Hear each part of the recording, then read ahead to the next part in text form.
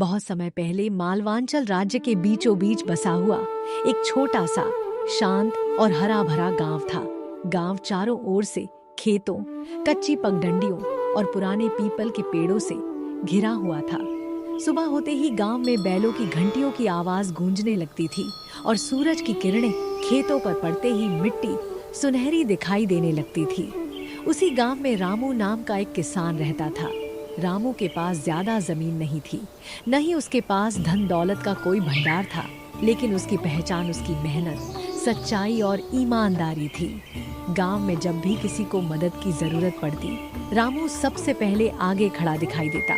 रामू अपनी पत्नी सीता के साथ एक छोटे से मिट्टी के घर में रहता था। घर भले ही कच्चा था, लेकिन उसमें प्रेम, समझ और अपनापन भरा हुआ था। सीता शांत स्वभाव की थी और हर हाल में रामू का साथ देती थी। सुबह सुबह रामू खेत की मिट्टी को हाथों में लेकर देख रहा था, मानो मिट्टी से बातें कर रहा हो। सीता, इस मिट्टी में बड़ी ताकत है। देखना, इस बार हमारी फसल जरूर अच्छी होगी। रामू की आंखों में उम्मीद की चमक थी। उसे अपनी मेहनत पर भरोसा था और उसे इस धरती पर पूरा विश्वास था। हाँ रामू, क्योंकि इस फसल में सिर्फ बीज नहीं बोए गए हैं, इसमें तुम्हारी मेहनत, पसीना और ईमानदारी भी मिली हुई है। सीता की बात सुनकर रामू हल्की सी मुस्कान के साथ आसमान की ओर देखने लगा। उसके चेहरे पर गरीबी का डर नहीं था, बल्कि भविष्य के लिए विश्वास था। अगर इंसान दिल से मेहनत करे ना सीता, तो धरती कभी उसे खाली हाथ नहीं लौटाती। कुछ दिनों तक सब कुछ सामान्य चलता रहा, लेकिन धीरे धीरे सीता की तबीयत बिगड़ने लगी। पहले उसे हल्की सी खांसी हुई, फिर वह खांसी रोज बढ़ती चली गई।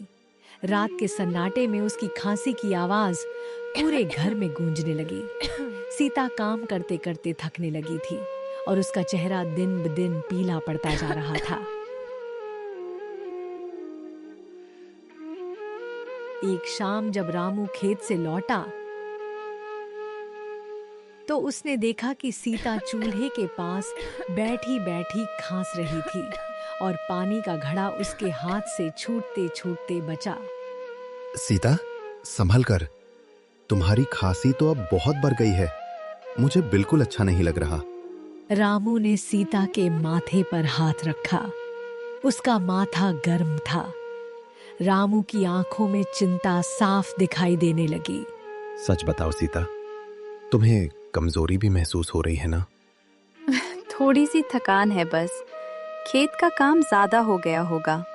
सीता अपनी तकलीफ छिपाने की कोशिश कर रही थी ताकि रामू परेशान न हो, लेकिन उसकी कमजोर आवाज उसकी हालत बयां कर रही थी। नहीं सीता, ये साधारण थकान नहीं लगती। तुम दिन दिन कमजोर होती जा रही हो। चिंता मत करो रामू, भगवान चाहेंगे तो मैं जल्दी ठीक हो जाऊंगी। सीता की बात सुनकर रामू कुछ नहीं बोला। वह चुपचाप बाहर आंगन में बैठ गया। उसकी नजर आसमान की ओर थी, लेकिन मन में डर था। उसे पहली बार एहसास हुआ कि अगर सीता को कुछ हो गया तो उसकी पूरी दुनिया सूनी हो जाएगी। मैं तुम्हें कुछ नहीं होने दूंगा सीता, चाहे इसके लिए मुझे कुछ भी क्यों ना करना पड़े। हवा में हल्की ठंडक घुलने लगी थी। रात गहरी हो रही थी और उसी के साथ रामू की चिंता भी। सुबह सूरज निकलते ही रामू अपने कंधे पर कुल्हाड़ी रखे जंगल की ओर चल पड़ा। गांव के बाहर फैला हुआ जंगल शांत था, लेकिन उस शांति में भी एक अजीब सी गंभीरता छिपी हुई थी। ऊंचे ऊंचे पेड़ों की शाखाएं हवा के साथ हिल रही थीं और पत्तों की सरसराहट से पूरा जंगल जैसे धीरे धीरे सांस ले रहा हो। रामू लकड़ियों के ढेर के पास पहुंचा ही था कि अचानक उसे झाड़ियों के पीछे से किसी के कराहने की आवाज सुनाई दी। वह आवाज बहुत धीमी थी, लेकिन उसमें दर्द साफ झलक रहा था। कौन है वहां? कोई है क्या?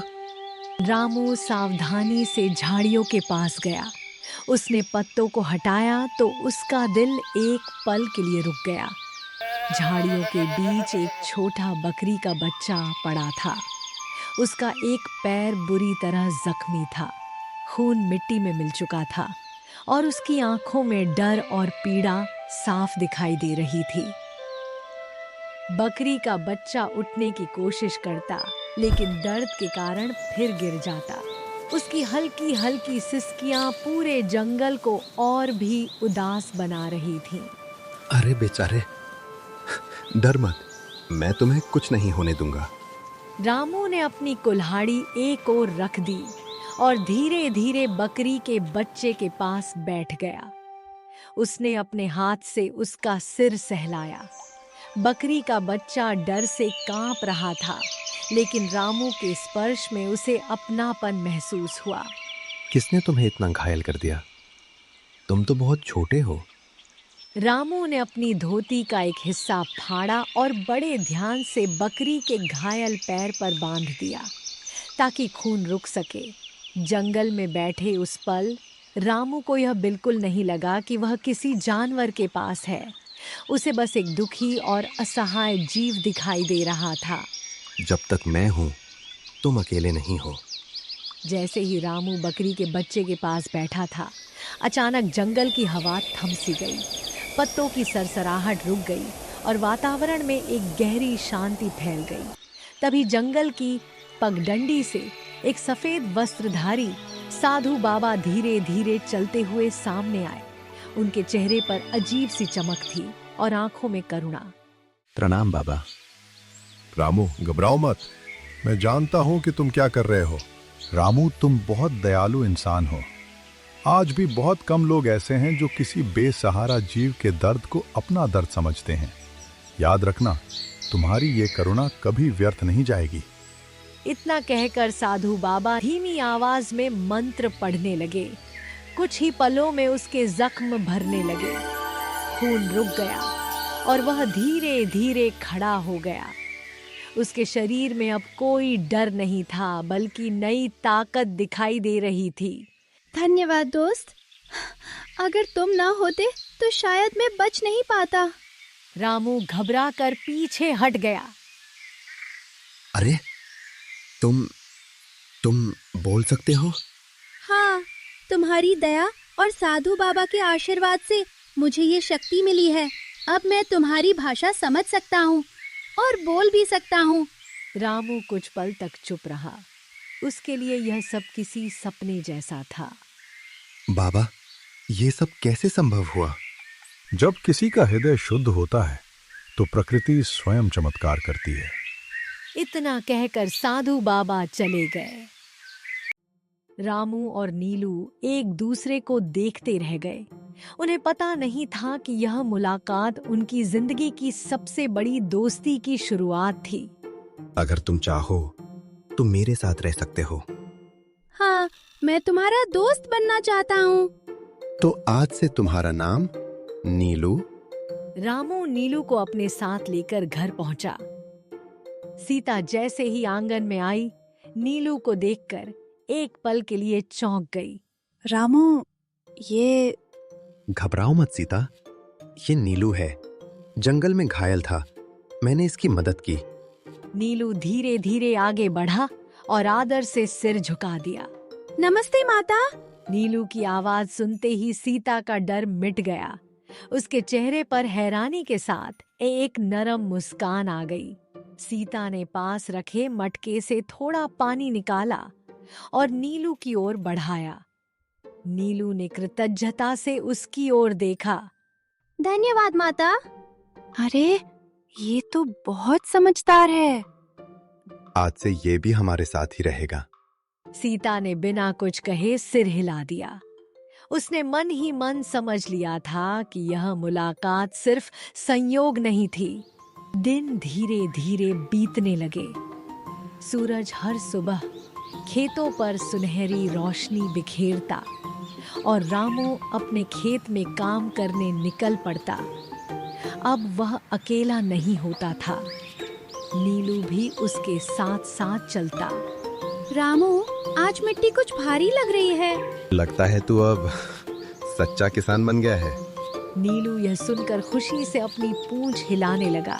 उसे पहली बार किसी ने अपना साथी कहा था।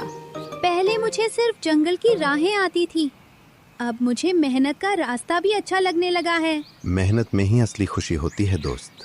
दोपहर में दोनों खेत के किनारे नीम के पेड़ के नीचे बैठे। रामू ने अपनी पोटली से सूखी रोटियां निकाली। आओ थोड़ा आराम कर लें। नीलू ने पहली बार इंसानों के साथ बैठकर भोजन किया। उसे ऐसा लगा जैसे उसे एक नया परिवार मिल गया हो। रामू, अब ये खेत मुझे भी अपना सा लगता है। हवा में दोस्ती की खुशबू घुल चुकी थी। खेत सिर्फ फसल नहीं उगा रहा था, वहां भरोसा और सच्ची मित्रता भी पनप रही थी। गांव का लालची साहूकार ठाकुर रोज की तरह अपने बड़े से चबूतरे पर बैठा यह सब देख रहा था। उसकी आंखें रामू के खेत पर टिक गई, जहां फसल पहले से कहीं ज्यादा हरी भरी दिख रही थी। ठाकुर ने देखा कि रामू अकेला नहीं है, उसके साथ नीलू भी मेहनत कर रहा है। खेत में हंसी और मेहनत साथ साथ चल रही थी, जो ठाकुर को बिल्कुल पसंद नहीं आई। अगर रामू ऐसे ही आगे बढ़ता रहा तो मेरा राज खत्म हो जाएगा। ठाकुर की अमीरी दूसरों की मजबूरी पर टिकी थी। गांव के गरीब किसान उससे कर्ज लेते और फिर उम्र भर उसे चुकाते रहते। रामू जैसे ईमानदार किसान का सफल होना ठाकुर को खतरे जैसा लग रहा था। ये रामू पहले ही मेरे सामने सिर झुकाता था, अब इसे इतनी हिम्मत कहां से मिल गई? ठाकुर ने दूर से नीलू को देखा और उसकी आंखों में शक उतर आया। ये जानवर ही इसकी ताकत बन रहा है, कुछ न कुछ करना पड़ेगा। कुछ दिन सब ठीक चलता रहा, लेकिन एक रात सीता की तबीयत अचानक बहुत बिगड़ गई। तेज बुखार, सांस लेने में तकलीफ और लगातार खांसी ने रामू की नींद उड़ा दी। सुबह होते होते सीता इतनी कमजोर हो गई कि बिस्तर से उठ भी नहीं पा रही थी। रामू, शरीर में बिल्कुल ताकत नहीं बची। तुम चुप रहो सीता, मैं अभी वैद्य जी को बुलाकर लाता हूँ। रामू दौड़ता हुआ गांव के वैद्य को ले आया। वैद्य ने सीता की नाड़ी देखी, माथा छुआ और कुछ देर सोच में पड़ गया। सीता की हालत ठीक नहीं है, फेफड़ों में ज्यादा संक्रमण फैल गया है। वैद्य जी, क्या वो ठीक हो जाएगी? अगर समय पर सही दवा न मिली तो खतरा हो सकता है। यह सुनते ही रामू के पैरों तले जमीन खिसक गई। उसने सीता की ओर देखा, जो चुपचाप उसकी ओर देख रही थी। मैं कुछ भी कर लूंगा, बस मेरी पत्नी बच जाए। वैद्य ने रामू को एक दुर्लभ जड़ी बूटी के बारे में बताया, जो सिर्फ दूर के जंगल में मिलती थी। वो जड़ी आसानी से नहीं मिलती, लेकिन अगर मिल जाए तो सीता बच सकती है। चाहे जितना भी मुश्किल हो, मैं वो जड़ी जरूर लेकर आऊंगा। घर के कोने में खड़ा नीलू यह सब चुपचाप सुन रहा था। उसकी आंखों में चिंता साफ झलक रही थी। रात को नीलू चुपचाप जंगल चला गया।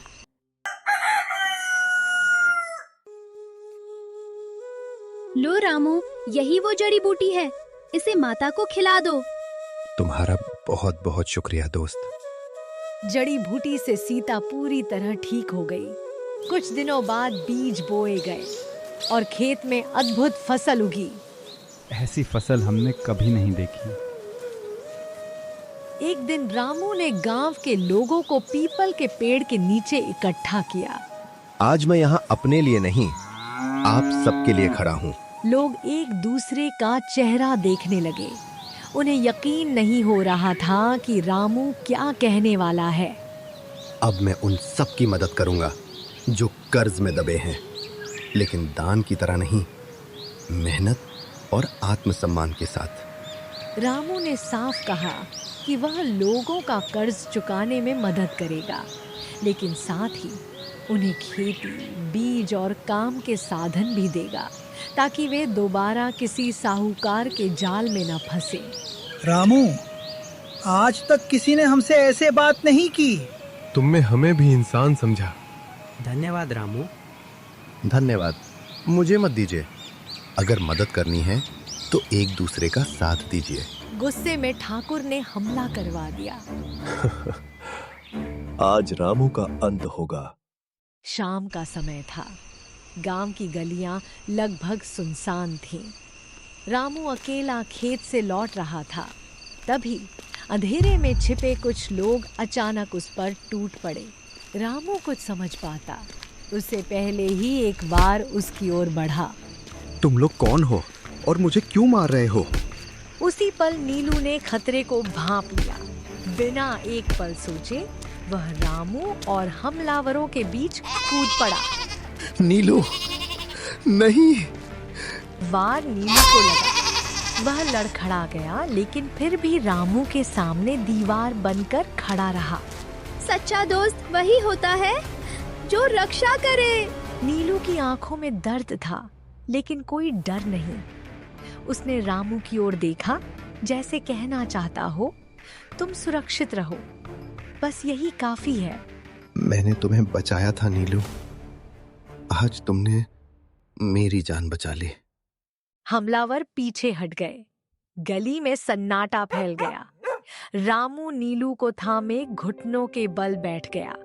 कभी कभी सबसे बड़ा बलिदान शब्दों में नहीं, खामोशी में किया जाता है। साधु बाबा प्रकट हुए और बुराई को सजा मिली। अधर्म का अंत यही होता है। नीलू मुस्कुराया और हमेशा के लिए शांत हो गया। तू हमेशा मेरे साथ रहेगा दोस्त।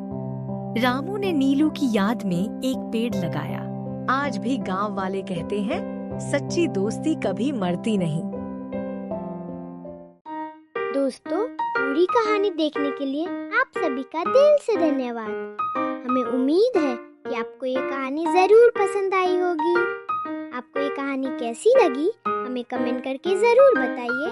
और ऐसी ही शानदार और दिलचस्प कहानियाँ देखने के लिए हमारे चैनल सीसी टून्स को सब्सक्राइब करना ना भूलें। फिर मिलेंगे अगली नई और रोमांचक कहानी के साथ। धन्यवाद।